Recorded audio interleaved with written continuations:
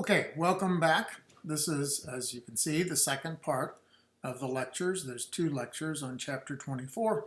This is the second part. What we want to look at this point is how species actually form. So here's a fun little cartoon showing a fictional, this isn't real, right? Mr. Potato Head didn't actually evolve. So we're just having some fun here. This is Mr. Potato Head back in the early ancestral days of early Mr. Potato Head. And then you can see there's an ancestral form that gets here, some ears, and then some variations up here. So very nice cladogram showing us the evolutionary relationships between Mr. Potato Head. Well, what we're interested in are these branching points right here, and here, and here, where new species form. And we're going to look at 2 main ways that species form, and then talk about speciation overall. Okay, so there are 2 main ways that species can form. They can form by becoming separated physically, or it's possible that 2 species can form from one while they remain connected. And we're going to look at both of those mechanisms. So here's a figure that looks a lot like figure 24-5 in your textbook now. And you can think about which one of these looks like it's allopatric speciation and which one is sympatric. And this on the left is the allopatric because there's a physical separation that forms. So here we're looking at an ancestral population with continuous contact all throughout that watery area, that lake or pond. And then there's some event, some drying probably that happened, in which then there's separation. Interestingly, by the way, if you want to think about this, this could be down in the ocean in the area of Panama. And as ocean levels rose, then fish could traverse, they could move from the Pacific Ocean to the Atlantic over where Panama is right now. And then as ocean levels dropped, then literally Panama right there is now a land barrier between Pacific populations and Atlantic populations. And we actually have evidence of shrimp and other kinds of critters that live on either side that show that there was variation in their ability to reproduce with each other as ocean levels rose and dropped. Now we're thinking more of a terrestrial situation, maybe in a desert kind of environment in which we have ponds drying up or water levels dropping, and now we have a physical separation here, and then that might lead to separate species evolving. If these become reconnected on any regular basis, then there would be gene flow, and so if we have occasional separation but then joining later on, it may not form 2 separate species. Over here is sympatric speciation, in which somehow separate species are arising without a thorough separation of the populations. And we'll talk first about allopatric speciation, and then we'll come back to sympatric speciation. So allopatric speciation first. So allo, meaning other country, speciation is about that physical separation. So gene flow is interrupted. That means then that genetic differences that arise will not be shared. And so that accumulation of genetic differences can lead then to 2 separate species. So the species, it turns out an allopatric speciation may be subdivided as we just saw, or there's another mechanism we'll consider in which it's the founder effect. So the original population remains largely intact, and a few individuals, like those individuals that went to the Galapagos Islands, would form then a separate species. So allopatric speciation can occur by the subdivision of a range, or by a few individuals, or maybe a lot of them, a flock of birds, a large flock of birds, that gets blown off course, let's say, or otherwise finds themselves in a new place where they take up a new home. So let's look at both of these. The subdivision of a species range. Let's look at some examples of that. Well, here's one example. It's not in your textbook anymore, but this example, it was from actually the 9th edition of the textbook. And this is the Grand Canyon. So I had a chance with my wife Amy to float the entire length of the Grand Canyon. We actually floated more than the length of the Grand Canyon because the beginning of the Grand Canyon is another canyon called Marble Canyon. In any case, we floated over a couple hundred miles on this river, and I can tell you for sure that this is quite a barrier. As one would look up from the river down here, oh my gosh, sometimes you couldn't even see, because of things in your way, the rim. It was so far away. Well, these two squirrels have evolved on either side of the rim. And this is quite a reproductive barrier. So these squirrels are not descending all the way down to the bottom and then coming up the other side. They could, and in some places that would be possible. But it would be possible probably when the river is at a very, very low level. Maybe some of the squirrels get washed into the river. I imagine that that has happened, but in general, these squirrels live up here near the rim, and they aren't venturing that far down and crossing. That's my understanding. So these antelope squirrels became separated here by the ever-growing canyon. Of course, erosion continues, and the canyon gets ever deeper with every passing year. So these antelope squirrels accumulated genetic differences and became separate species with slightly different traits. They look pretty similar, but we understand that some of the differences are things we can't see. They're molecular differences that aren't clearly expressed in the phenotype that we see. There's a great deal of phenotype that we don't see, right? Such as your blood type.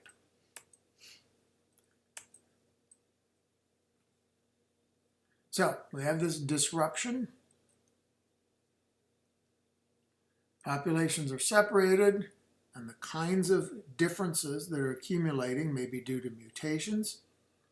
Natural selection in each area might be different, favoring, for example, different kinds of traits. It's possible that there are parasites that take up residency within antelope squirrels on the south side of the canyon and not the north side. That would be one, or it could be the spread of a disease like our horrible viral diseases that are affecting humanity so much right now. Finally, genetic drift. So you remember that that could be just chance, that there were just chance differences. Differences, for example, in ratios of different kinds of alleles within the population. We looked at that in chapter 23. Here's another example of this kind of allopatric speciation in which we have a subdivision of a range. So this is looking at lots of lakes that used to be here in southwestern Utah. Some of you may know that the Great Salt Lake is in this area. The Great Salt Lake is the reduction. I believe that's Lake Bonneville right here, a huge lake that's all extended up here. And then lots of different lakes in Nevada and Northern California. But with time and a drying climate, this large, extensive area of water has now been reduced. So I think this is the Great Salt Lake right now. I believe right up in here are the Bonneville Salt Flats. And if you take the highway all the way across here, like my wife and I did in 2018, we drove all the way across here and we saw the Great Salt Lake, and then we got west here, and this is where they do a lot of that racing because it's a very flat area. It's called the Bonneville Salt Flats, and it's from Lake Bonneville that's right here. In any case, this is all dried up, so this is a very salty area because as the water evaporates, the salts remain behind, and so this would be a very salty area. Well, what you can see is a reduction in contact. Here it would have been at the very top, all kinds of water areas that are variously interconnected. Today, by the way, we see this kind of situation in Minnesota and up in Canada across the border, where there are all sorts of lakes like this, and there's little rivers that connect them. And so in Canada, Ontario, Canada, which is a good 500 miles just north of here, in Minnesota, so north of Illinois, we see these kinds of situations, and they call them flowages sometimes because although they're lakes, there is a very gradual, gentle flow from one to the other.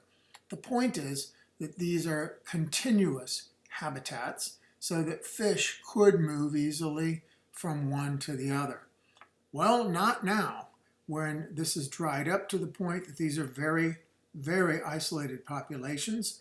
And if you know what's going on down here, this is an area right now of the Great Deserts, and Death Valley National Park is down here.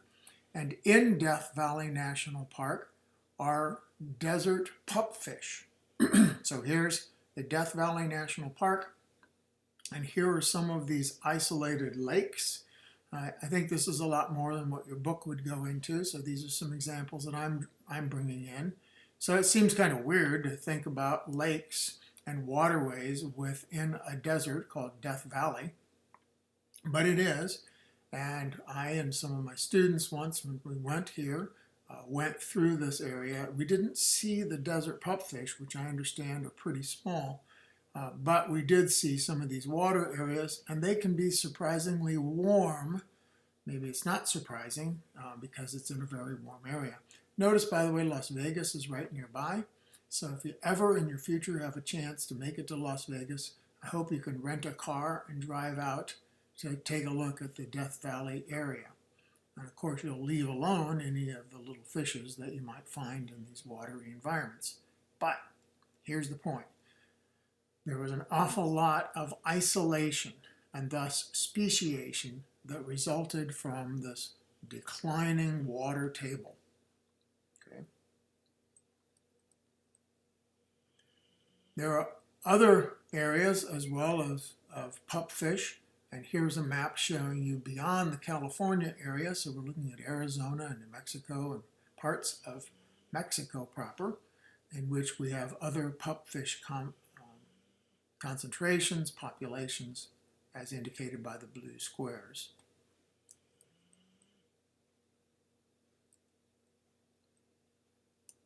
Some of these, by the way, are greatly reduced. Well, this story also applies to axolotls.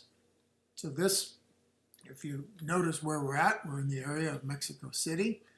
This is in the 1500s, so quite literally 501 years ago. This is how the extensive maps of lakes, interconnected lakes, existed. And now you can take a look at what we have today. Whoops, I don't have that map yet. This is reminding you of some of these axolotls. So before the extensive drying, and then today. So it says Mexico City is all around here, and look at how what used to be these giant lakes has been reduced to canals and a couple pretty polluted bigger areas here, nothing like what we had before. So way down here is Lake Xochimilco, and that's pretty important to me because my mentor, Dr. Brandon, who I talked to you about before, doing the hybridization experiments. He went down to Mexico and brought some animals back here from Xochimilco and some other places, and it was my job to actually take care of specimens, living specimens then, that he had brought back that were new species. And he was describing and went on to describe several new species of axolotl from these regions, and they were new species because they were isolated and they had very distinct characteristics. So this is like the desert pupfish situation, in which about 500 years ago we had large interconnected lakes, and now you can see how this area around Mexico City is greatly reduced. There are conservation efforts, and I got to learn about this. It was very exciting. When I was down in New Zealand, one of the gentlemen, a scientist from this area, who's helping to work and protect some of these axolotl populations, is working, I believe, with some nuns that were in an area that was very important, and they're working to try to help the axolotls to survive.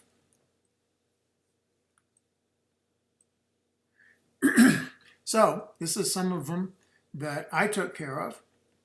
Here you can see Dr. Brandon described it as Embystoma taylori in 1981. I was taking care of these animals in 1978, 79, 80, and 82. So this is during the time that I was a graduate student there, a master's student. This person, Maruska, just to tell you, it's kind of an interesting bit of trivia. This is Ed Maruska, and Ed Maruska is the director of the Cincinnati Zoo. The Cincinnati Zoo had a very large collection of very exotic salamanders. This all due to Ed Maruska's work. He was working with Dr. Brandon, and I once went with Dr. Brandon to the Cincinnati Zoo, where Ed Maruska gave us a tour all day long. That did not include puppy dogs, but puppy dogs here in the house, the Liska household, must have seen something. In any case, back to the tour. So we got to go to the Cincinnati Zoo, and it was just Dr. Brandon and I and Ed Maruska taking us all around. Well, here's how you might know about the work of Ed Maruska. The white tigers that you know about in show business actually came about because of the Cincinnati Zoo. And so the white tigers were traded from the Cincinnati Zoo. I think there's a Las Vegas act or two that has been using white tigers. Siegfried and Roy, I think, were the pair. I think they had an accident maybe about 10 years ago where one of them was horribly hurt by the tigers. They traded, by the way, so it's kind of a little interesting trivia, they traded Ed Maruska for some supposedly albino lions. And if you go to the Cincinnati Zoo, you can see those albino lions alive, and they don't look very albino. And so I think it wasn't a very good trade for Ed Maruska. In any case, back to this. This is one of the new species that Dr. Brandon described. It is an example of allopatric speciation. It is a new species because its waterway where they're found today is now isolated from the other populations of other kinds of axolotl-like salamanders. And here's another one that Dr. Brandon described in 1984. This Embystoma andersoni was also one of the individuals that I was taking care of. I don't know if it was this individual, but I was keeping both taylori, I think, and andersoni alive while I was a grad student there, so Dr. Brandon could describe them as new species. So that was kind of important work that I was doing. I didn't really have a feeling for how significant it was until now, many years later, and I'm pretty proud of it. Well, that led, if you want to know the trivia, to 2005. Now you're jumping ahead about 25 years. And I was teaching developmental biology here at Blackburn. So I came here in the fall of 1989. This is my 31st year at Blackburn. And in 2005, I started thinking about, gosh, maybe it'd be fun to get some axolotls, and I could teach about axolotls with my developmental biology course. So I got 4 animals. I got 2 males and 2 females. I bought them from a biological supply company, so we don't have any idea where they came from. Now, to be clear, the axolotls, the classic axolotl salamander that's been studied now for about 180 years in captivity, that's a different species than what we just looked at. Dr. Brandon described then axolotl kind of animals that are not this species. Well, axolotls have been kept in captivity, as I said already, for, now about 180 years. 2005, I got these animals. They were fairly young, and we got them to breed.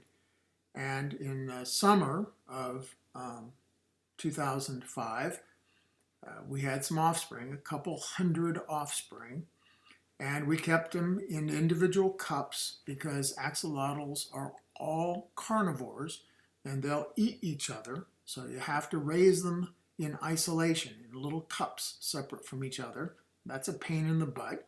Tadpoles you can raise together. In any case, we had to raise them in these little cups, and it was the summertime. And the student that was taking care of these for me, his name was Lou Brown, and he should get credit. Lou calls me one summer day and says, Dr. Zelisko, some of the salamanders are floating. And I said, yeah, they do that sometimes. They gulp air, and they either have to burp or fart, and they'll come down. And he said, no, there's a lot of them that are floating. And again, I told you we have a couple hundred of these animals from one cross.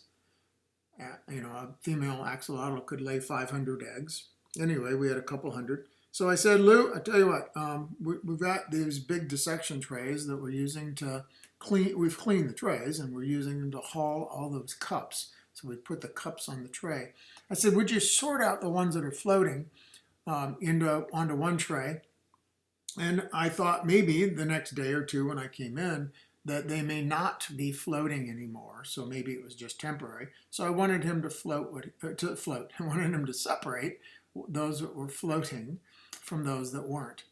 And I remember coming in and looking and immediately knowing something's up, because one quarter of all of that cross was floating, and they were floating either at the surface with their backs above the water or with their bellies above the water. Well, if you go back to basic high school and remember basic inheritance patterns that Gregor Mendel discovered, a recessive trait will be revealed. We'll see the phenotype of a recessive trait if we cross two heterozygous individuals. Then we'll see the recessive phenotype in one quarter of the offspring. And lo and behold, this was one quarter of the offspring. It was that nice ratio. So I became immediately suspicious that the trait, the phenotype that we were seeing floating, was not simply some animals that gulped air, but that it might have been an inherited trait. So what we did that fall, and the woman, her name was Betsy Pocklington. Betsy was a presidential scholar, and in the fall of 2005, she entered Blackburn College as a freshman. And Betsy worked all 4 years. Her work program position all 4 years was just doing research with me. And what we did was the following spring in 2006, we had the 2 males and we had the 2 females. And so what I did was we crossed that male with the same female that produced the floating animals, and we also crossed that male with the other female, so that the same male that was involved in 2005 producing floating animals was now crossed again with the same female and with the other female. It was one of those cases where you actually got things to happen just the way you wanted. So what we were doing in science was repeating, because that's one thing, right, that we want to do in science is can you repeat it? So we were repeating in 2006 the same cross that produced floating animals. And then as a bit of a control, it was the same male with a different female. And so we raised both of those clutches, or both of those groups of offspring, in the same lab under the same conditions. Guys, this is one of those rare cases when you can do things really properly. And under the same conditions, the same cross, the repeated cross in 2006, also produced floaters. And the other cross in 2006, that male with the other female, did not produce floaters. In fact, the number of floaters in 2005 and 2006 was within a couple percentages, and I think it was in about 20%, 20, 25, 26%. And in the 2006 cross, we got about 1 to 2% floaters, which is the usual thing that I see when the animals gulp. And so here's what that looked like. Here's what floating animals look like.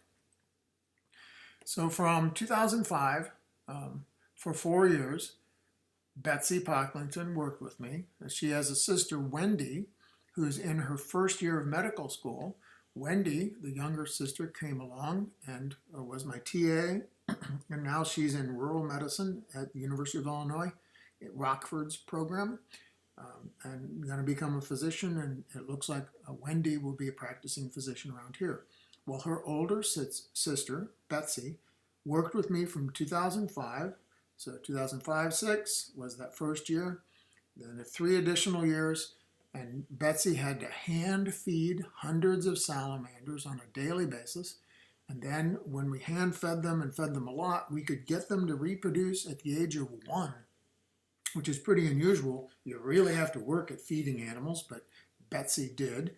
And we were able to make several additional crosses and follow the inheritance of this trait.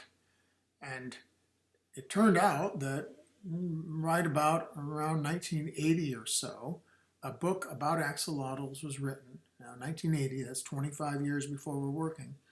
A book was written about axolotls and said, look, you know, we've studied these things in the laboratory at that time, about 150 years.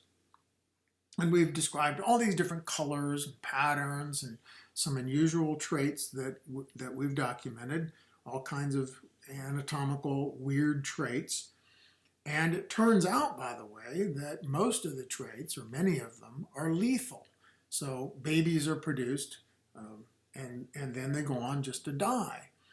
And so they made the comment that, look, after 150 years of people breeding these things, we think we've found essentially every trait and documented it. And the more interesting traits are those that are not lethal. But pretty much concluded that that seems to be it. Well, here we were 25 years later seeing a new trait. And so finding this, and with Betsy Pocklington's work through these 4 years and working with me and making lots of decisions and trying things and measuring things, we were able in 2009 to describe a new trait in axolotl salamanders, and that's this. Here's what we know they do. They float upside down because they inhale and continue to inhale, and they don't exhale. So how can you keep inhaling if you've really filled up your lungs? And the answer is gas diffuses out of the lungs into the bloodstream, so that if it was possible for you to take a huge breath and hold your breath for 10 hours, your lungs actually would slowly deflate because that gas would go into your bloodstream. It would also diffuse out into the other tissues slowly. Well, these animals continue to inhale, but there seems to be some physical barrier to exhaling. And we actually haven't worked that out yet. But here are 2 animals whose lungs are so filled, it actually causes this kind of arched configuration. Now, the animals have gills in addition to lungs, and so they don't die. And here are their gills draped down, and their gills are actually able to grow longer, an ability that's very much like our ability to produce more red blood cells when we go up on a mountain. So here, the gills grow very, very long. They drape here into the water, and these animals are able to grow if you feed them by hand, and their gills are adequate for their oxygen supply. So these animals can stay like this. We kept them up to a year of age, and then we discovered some circumstances where they can stop doing this. And that was if we put them in a tank with a lot of water flowing into the tank. It's a filter that pulls water up and then it drops down into the tank. And that current drives these animals down. And then if you give them something to grab onto at the bottom, they stay at the bottom, and then slowly their lungs will deflate. And if you keep them in that tank situation that always drives them down, they can recover, if you want to think about it that way. But otherwise, so if they're not taking in gulps of air, then the size of their lungs is decreased and they can stay down. So this is a weird trait that we discovered of the traditional Ambystoma mexicanum. These are the Blackburn College floaters. Here's a picture of what they look like then from the top. We have lots of photographs like this. And in 2009, in Boston, at an international scientific meeting, we described this new trait. Now, we could have called it anything we wanted to, but because of the support that we've received at Blackburn College, we call them Blackburn College floaters. All right, that's the story about the Blackburn College floaters. Back to our story, which is allopatric speciation. And we said allopatric speciation may result from the subdivision of a species range. So we looked at that for desert pupfish, and we looked at that for axolotls. Okay.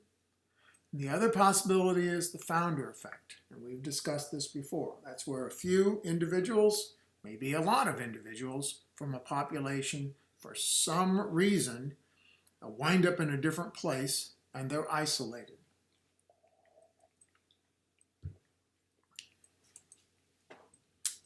We said before that that would cause evolutionary change simply at the beginning because this would be a biased sample of a larger population. I've talked about this in reference in Chapter 23 to genetic bottlenecks.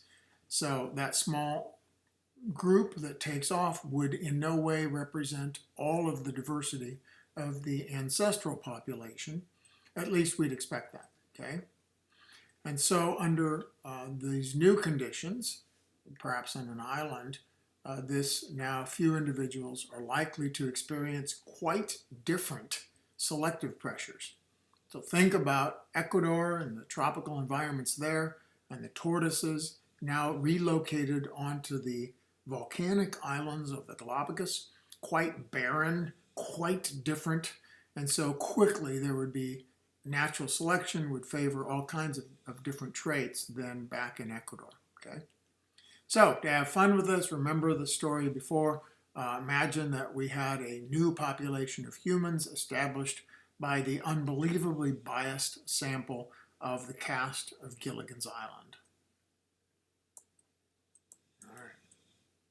Well, not only are the Galapagos a great example of this kind of isolation, but the Hawaiian Islands are another great example. And fruit flies in the genus Drosophila.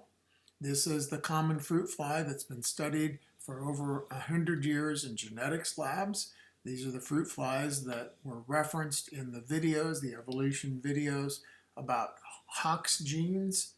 In any case, fruit flies made their way out to the Hawaiian Islands, which were formed by volcanic eruptions. And so these were islands that were new. They were de novo. They were out of nowhere. They were brand new. And so fruit flies must have somehow made their way to these islands by the founder effect, and then they went crazy with a tremendous adaptive radiation. So we might have talked about this already for adaptive radiations. Looks like, based on what we can tell, that this happened about 26 million years ago. If you look at the Hawaiian Islands, the islands are forming, so the big island is in the south, kind of southeast. And if you look at the other islands that are more to the northwest, those are the older islands, so they get older as you move to the northwest. And you can tell they're older because they're eroded away. So the biggest islands are to the southeast, and then the littler ones are eroding away, and then ultimately that leads to the Midway Islands way over here. So this is the hot spot right now. And as these islands then arose, fruit flies somehow made it there, and then were stranded there. And so here's what I was telling you about, the biggest islands there, and then it goes much farther down till you get to Midway Islands. So here's the kind of diversity of fruit fly wings that we see on the Hawaiian Islands. So more than 1,000 species of fruit fly are known from the islands, the Hawaiian Islands, the whole chain. Pretty amazing. Darwin's finches on the Galapagos Islands. So I mentioned already the tortoises, and then I mentioned the fruit flies in Hawaii as an example, founder effect, and this we've talked about extensively.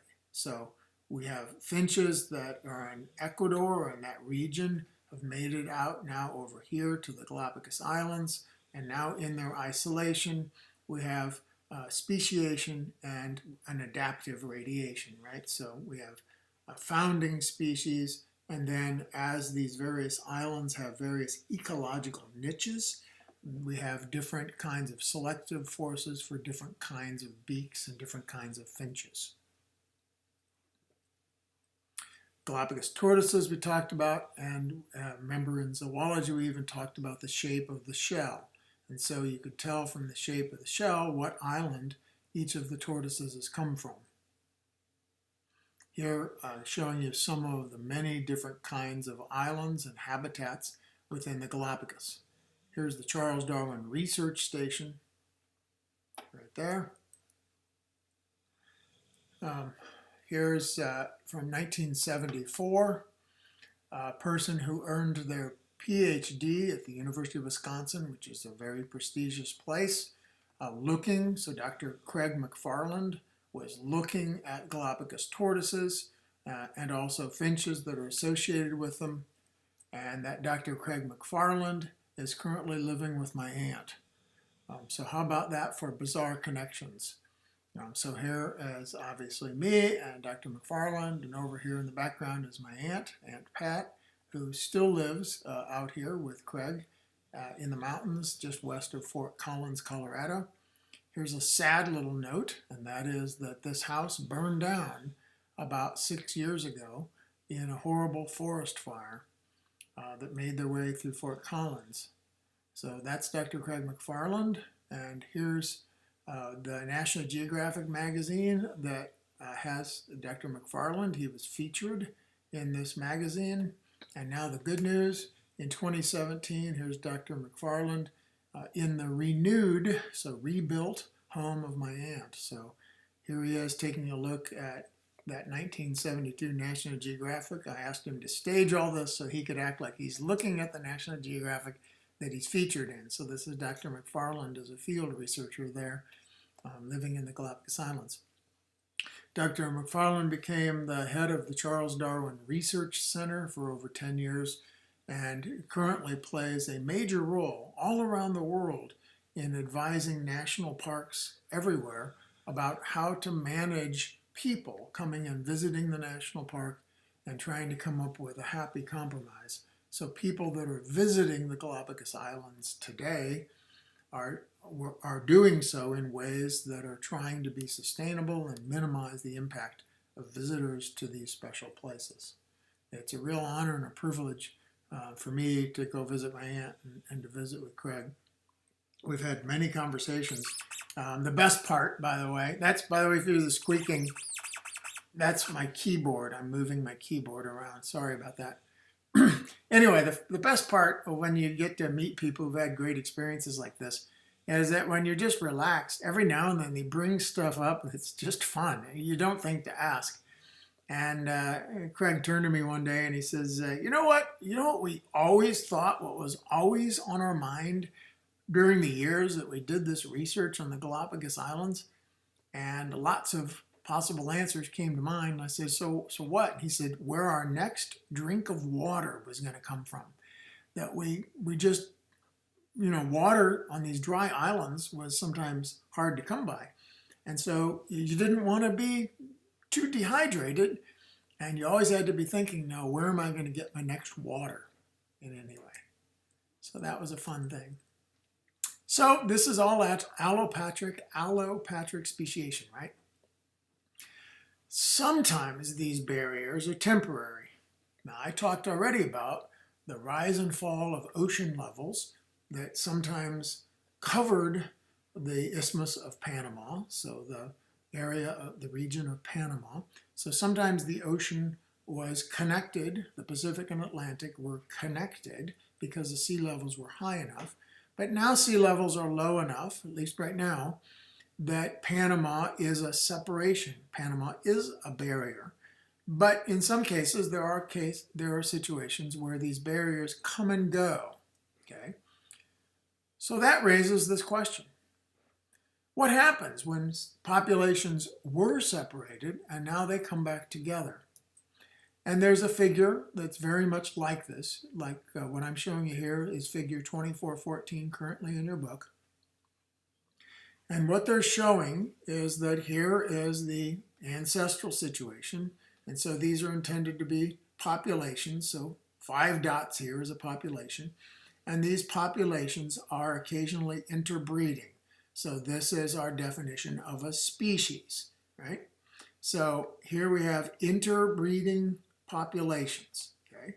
And now there's some kind of barrier that arises. This is the allopatric speciation that we're talking about. And this barrier arises, and so this is the barrier in place, and now this population is starting to evolve separately from here, the home population. Here, many more populations. So this might have been the founder effect, okay?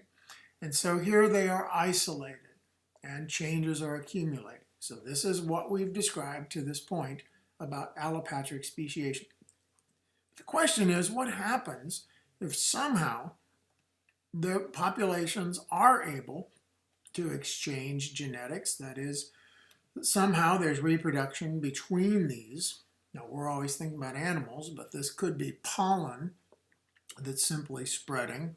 So it doesn't mean that the actual plants have to make their way across. It could just be their gametes, but that hybrids form. So that's the question. What happens when there now does become some new connection between these separated populations? And as they say, and as they show you in this figure, what could happen is that there is some reproductive isolating mechanism that has occurred, and that over time, the amount of hybridization decreases, the amount of exchange decreases, and we wind up with two separate species here, because reproductive isolation has continued. So that's called reinforcement, reinforcement of the reproductive isolating mechanisms. Or there could be simple fusion, where the two species come back together. And one example of this is where the glaciers came down here into the Midwest. So at one point, where you're sitting right now, if you're in Illinois, would have been covered with glaciers. And that tongue of glaciers coming down from the north would have separated out critters and plants that are living east and west of this. But with the retreat of the glaciers, then those populations can rejoin. And so this is that kind of real test, where instead of ocean levels, it's glaciers that have come down and separated eastern and western United States populations. And then when they've come back together, they may have come back into one species, or they may have stayed separate. And there's different versions of each of those. Finally, the third possibility is that there is some separate speciation existing today, but there is hybrids forming regularly. Okay? So, when we talked about polar bears and brown bears occasionally hybridizing today, or wolves and coyotes occasionally hybridizing today, which one of these do we think is that? So, is it reinforcement, fusion, or stability when we think of polar bears, brown bears hybridizing occasionally, and wolves and coyotes hybridizing occasionally? And the answer is that's a stability model. That is where they occasionally hybridize, but the species remain distinct. Okay? And you can see about polar bears and brown bears hybridizing in figure 24.4. It seems to be happening more now as polar bears are being forced to come onto land more and more as the sea ice in the Arctic is decreasing. And so we think there may be pressure here that's causing more hybridization between polar bears and brown bears. Okay, so we said allopatric speciation is possible, and it may be because of the subdivision of the range or the founder effect. We looked at both of those. And now we'll talk about sympatric speciation. Okay? Make sure that's all hooked up.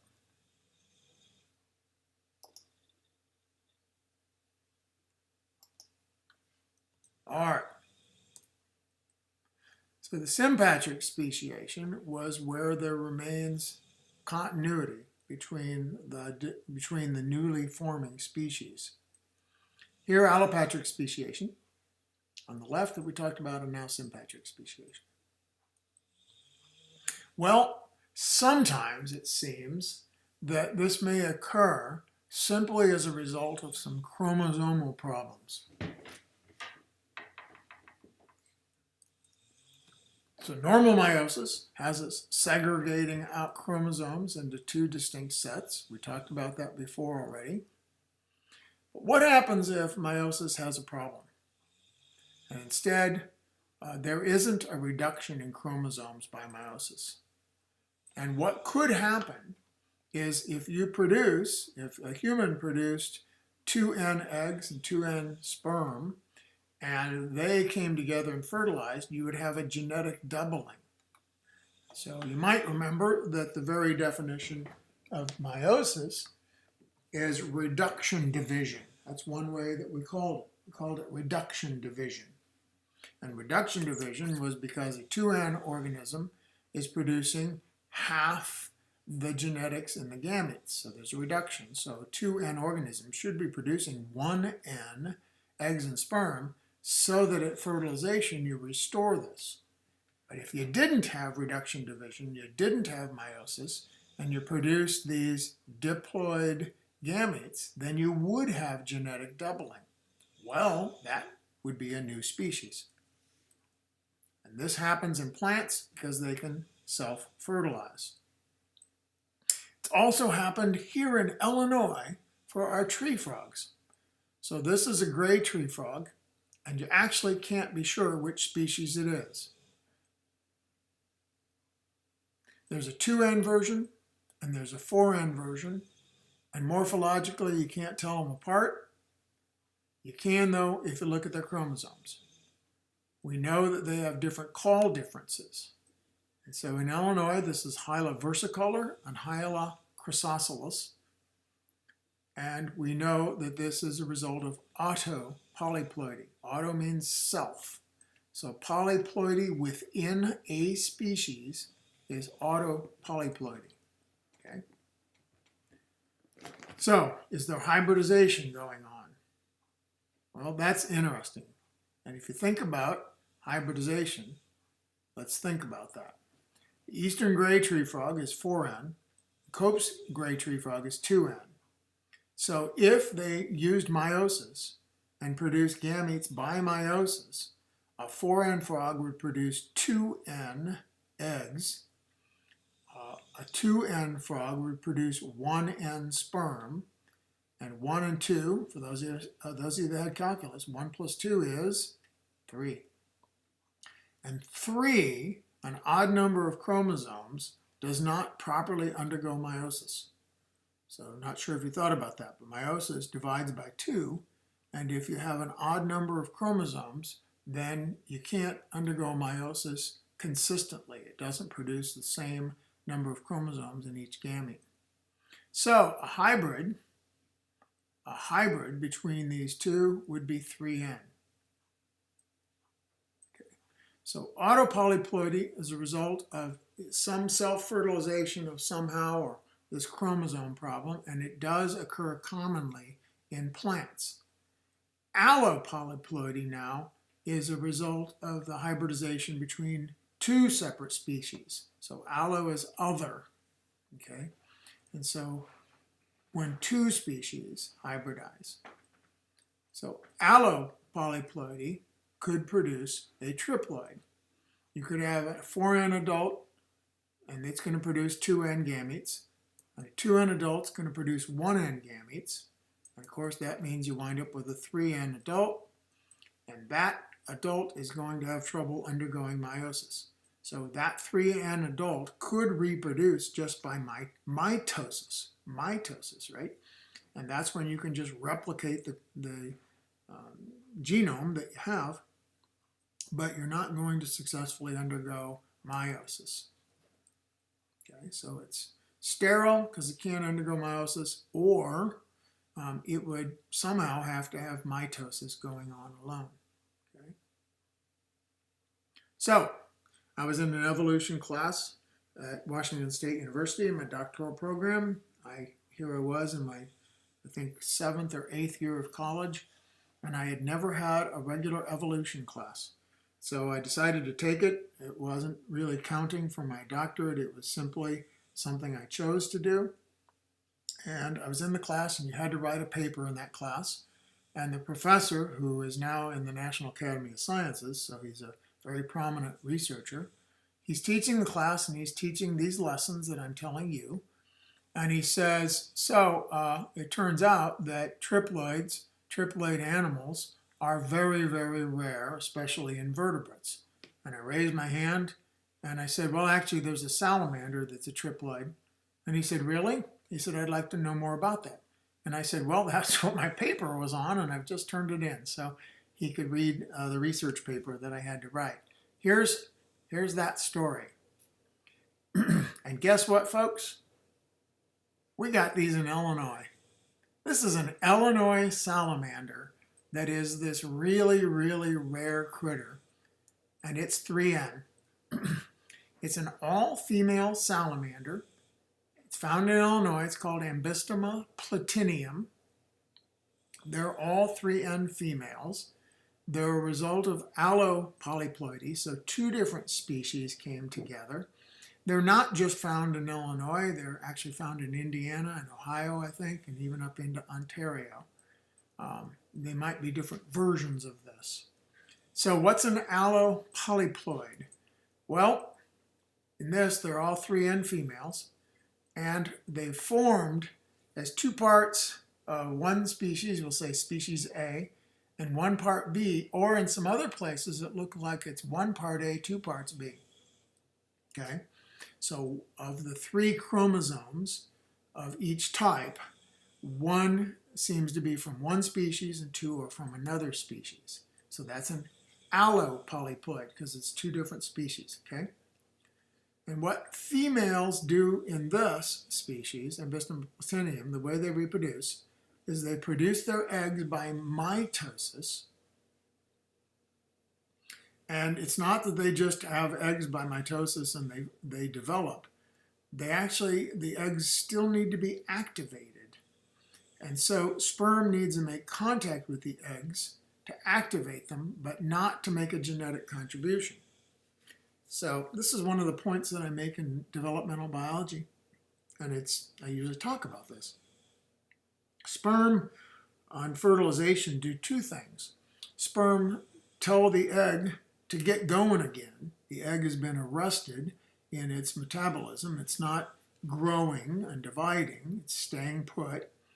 And the sperm activates a whole bunch of pathways that get the egg to now start being a very active place. The second thing that happens at fertilization is what everybody, I think, thinks about, which is a genetic contribution. Well, in what happens in these salamanders is only one of the 2 things that normally happens in fertilization. The activation of the egg happens, but there is not usually a genetic contribution. And this form of reproduction is called gynogenesis. So gynogenesis is sort of partial fertilization. It's activation of the egg, but there's no genetic contribution. So these females will undergo regular courtship and sperm transfer with males, and they may be males from A or males from B, or in some cases, males from a 3rd species. Those males, if you think about this, are technically being parasitized because their sperm and their genetics is not passed along. Their sperm activate the eggs, but if you don't make a genetic contribution, then those males' genetics is not being passed along to the next generation. So they're wasting their sperm. So these females are parasitizing, really, the males of either species A, B, or, as I'll toss in here, a species C. Now let's talk about the bizarre stuff. Here are some of the founding species that are involved in, we think, giving rise to these triploid females. So again, they're all in the same genus. This is those mole salamanders that Dr. Brandon was studying, and this is the same genus as the axolotl. Okay, they're all closely related.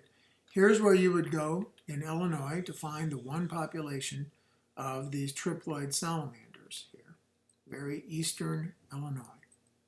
And that's Ambystoma platinium. That's what they look like.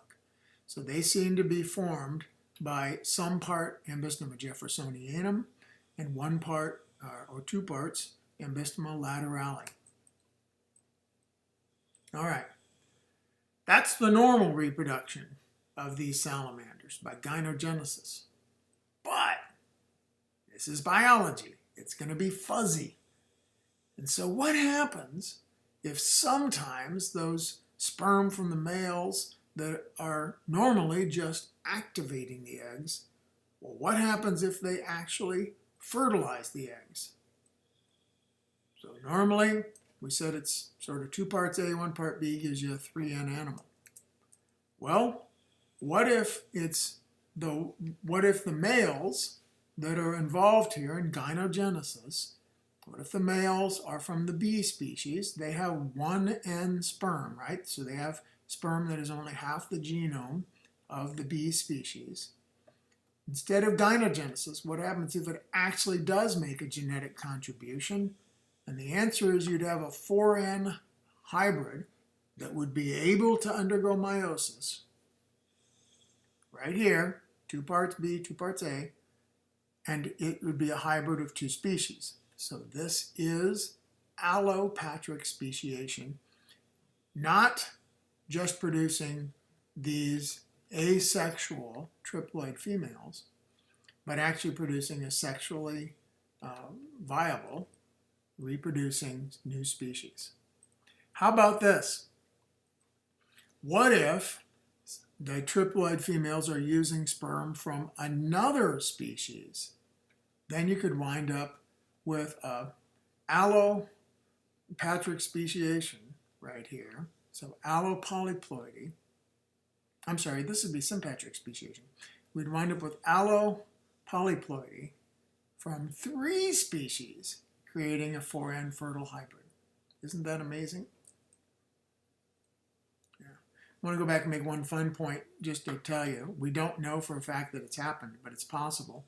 So what would happen right here, for example, that we have these 4N fertile hybrids? And what would happen if now, down the road, something messes up and we go back to a new species that's just these 2 A's from this 2A, 2B animal? We could wind up restoring the 2A species. So you could have a species, 2A, that right here contributes to the plutinium, then through this hybridization and speciation process produces 2A, 2B, and then something else happens and we go back to the original 2A and go back to the original 2B. That's a whole cycle of speciation that restores the original species. There would be genetic changes, of course, but that's just crazy stuff. So lots of possibilities here when we see meiosis messed up. So autopolyploidy is when we get these new species just by one species having some kind of mistakes. Allopolyploidy is that Ambystoma plutinium, that's the triploid females, in which we get a new species because of the genetics coming together of more than one species. Okay? Well, it turns out that autopolyploidy and allopolyploidy are really common ways that we produce crops, and that most of the things you eat that you get from a grocery store in the produce section is actually an autopolyploid. So here's some examples of autopolyploidy and allopolyploidy of just basic things that we eat or, drink, coffee, etc.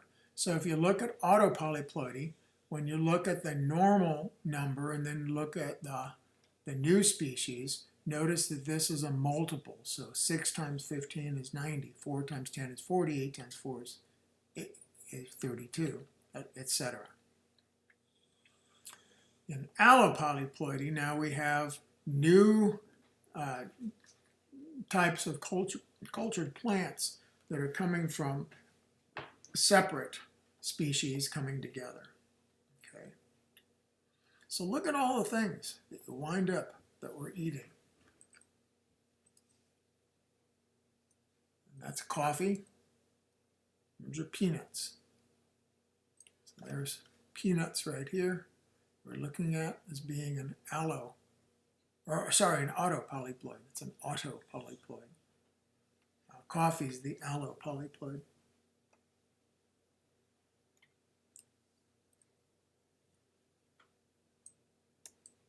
So this is an old figure that they had in the Campbell book, and what they're showing you is the sort of bizarre ways that we wind up with wheat today.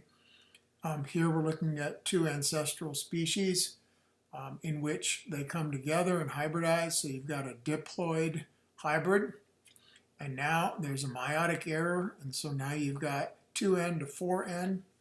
Of those 4n gametes now, you come together over here and you got a sterile triploid, but somehow that sterile triploid has a meiotic error, and it now produces, holy cow, so is this an auto or an allo polyploid? And this, you should know, is an allo polyploid because it's got different species, and here it's 3 different species contributing to this bread wheat. Okay, so that's kind of neat. So we can ask some basic questions about speciation. One of the questions we can ask is, how long does it take to get a new species? The question is also, how different does a new species have to be from an old species to be a new species? So just how much do we have to have? Let's take a look at this, and this is how the chapter 24 ends. Well, let's look at the first question. How long does it take? Is this slow and steady, or is this some kind of fast, almost overnight? And now we go back to the question of speciation timeframes, in which we look at what Darwin generally was talking about, which is slow and gradual change, and that may be occurring. There may be also a dramatic speciation event, and then there's not a lot of evolutionary change over a long period of time. So this is called punctuated equilibrium, the idea that there's a quick punctuation, a quick change, and then there may not be much change for a long time. And we generally think that what's going on here is probably a major environmental event or one of these other kind of chance mistakes that are going on, like happened in our tree frogs. Okay. Here's the gradually drifting apart kind of model, okay, over here. And the truth is, it's probably both.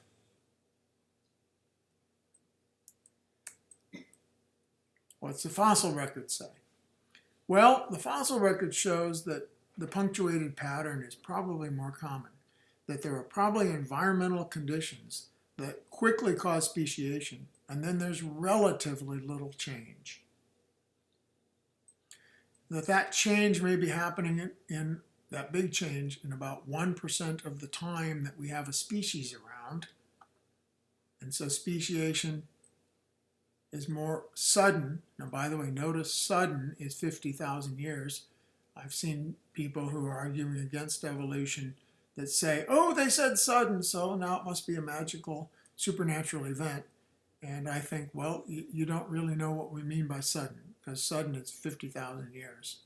So which pattern is more like big change in 1% of the time and little change in 99% of the time? And the answer is that's more like the punctuated situation here. So we know that speciation can happen quickly. It may not take 50,000 years. In the case of allopatric speciation, it may be very fast, and that's because of the founder effect. So I want to remind you about the founder effect, and there's 2 factors here, 2 factors you want to note that are going to cause rapid change in the founder effect. First of all, remember that the founding individuals are only a fraction of the diversity of the ancestral population. So that's going to already cause big differences between the new founder population and the old population, because this is a genetic bottleneck. The founders are going to be only some of the traits found in the ancestral population. The second is that the founders may wind up at a new place that is quite unlike where they came from. And this is the model for organisms leaving Ecuador going out onto the Galapagos Islands. Galapagos are really quite different than the lush rainforest that you might find in Ecuador. In one case, we even think we can start seeing allopatric speciation in the lab. We can do experiments. So take a look on page 510 in your textbook and see the research of Diane Dodd studying Drosophila. So Diane Dodd divided Drosophila, Diane Dodd divided Drosophila, Diane Dodd divided Drosophila. Not that easy to say. And here's what she did. She raised some Drosophila on a medium that contained starch and others that contained the sugar maltose. And she let them go through 40 generations. So that's a lot. Remember, what would 40 generations be for humans? Well, if we have kids when we're 20 years old, that would be 800 years. So we use fruit flies because they go through the generations very quickly. And what she found was that when they raised them on starch, they digested starch more efficiently. And when they raised them on maltose, they digested maltose more efficiently. Okay? So those environments favored traits that were versions that helped them to digest whatever they were on. So clearly, Drosophila that were on starch and could digest it more easily, those Drosophila that could digest starch more easily were more likely to survive and reproduce. Likewise, those raised on maltose, those that had traits, variations that allowed them to digest maltose more easily, were more likely to survive and reproduce. And so we start seeing a divergence, a difference arising between these two populations. She went further than that. What she asked is, were there also reproductive isolating mechanisms that were evolving? So again, she looked at their efficiency on feeding on starch or maltose, and she found differences there. But then she asked the question, well, would starch flies more likely mate with starch flies? And would maltose flies more likely mate with maltose flies? And here's what she found, which is in that figure. That when she compared males on maltose and starch with females on starch and maltose, so right here, this is a starch female with a starch male. Those were lots of good matings. Likewise, maltose down here was a lot, but the hybrids were less. In fact, less than half of those of the same type. Then when she went over here and just plain old looked at a control group of starch, she found that this was largely the same. So she was starting to see the evolution of reproductive isolating mechanisms. So this is that biological species concept being applied, and she was seeing that in the lab she could actually start seeing these differences even in the time of humans starting to arise. So a reproductive barrier was starting to form. So how fast can evolution happen? Here in 40 generations of fruit flies, they were starting to notice differences. And this is in your textbook, and so you can read more about this. So allopatric speciation can occur quickly on islands and in the lab. Sorry, I didn't update this, but this is in the 11th edition, the Diana Dodd experiment. Here's another, and I did update this, here's another example of very rapid speciation, and that is of a hybrid wild sunflower. And so you'll want to see and read a little bit about that. But the sunflower seems to have arisen very quickly by a chance pollination event, and now we have a new species, almost overnight. Yeah, so that could be something that happens in our short lifetimes. So now we can ask that question generally. Sometimes we said with that sunflower, it could be very, very quickly. With those fruit flies, they showed us it could be 40 generations. What is the length of time for speciation to occur? And as it says, it's quite variable. So someone did a scientific project in which they looked at lots of different groups of plants and animals, and they said that in general, in the wild, the range could be from 40 million years to 4,000 years, with an average of about 6.5, and that rarely was it less than 500,000 years. So speciation has a broad range, and we already saw in the sunflowers that it could possibly happen very, very quickly in a matter of a few years. So it's quite variable. That's the answer.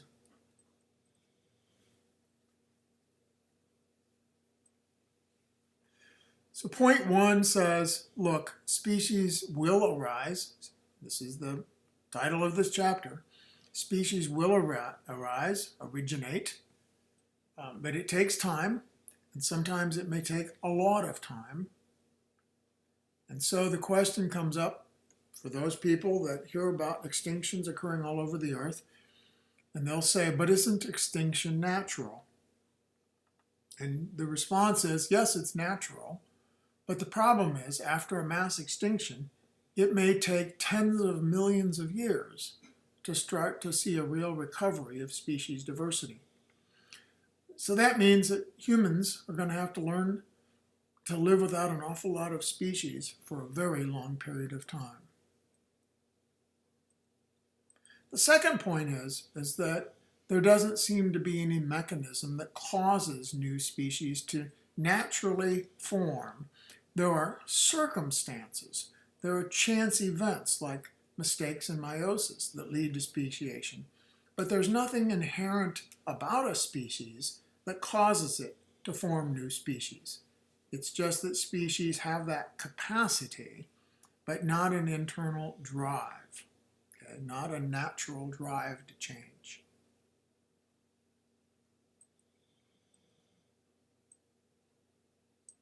So how long does it take a species to form? Typically, a long time, millions of years. The second question, how much genetic change has to happen? And that answer is also quite variable, from perhaps a single gene to a large number. So you might remember those Japanese land snails that we were looking at when we were talking about reproductive isolation. Here, a single gene, likely a Hox gene, is going to cause the spiral to form in two different ways. And we call that left-handed and right-handed. Okay? And the consequence of this single gene change in the pattern of the body is that the reproductive parts do not line up. And so we wind up with a new species just from a single change in one Hox gene.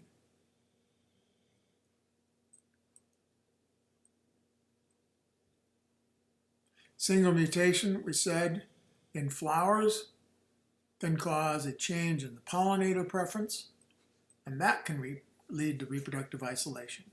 So sometimes the genetic changes have to be seen in the context of other species interactions.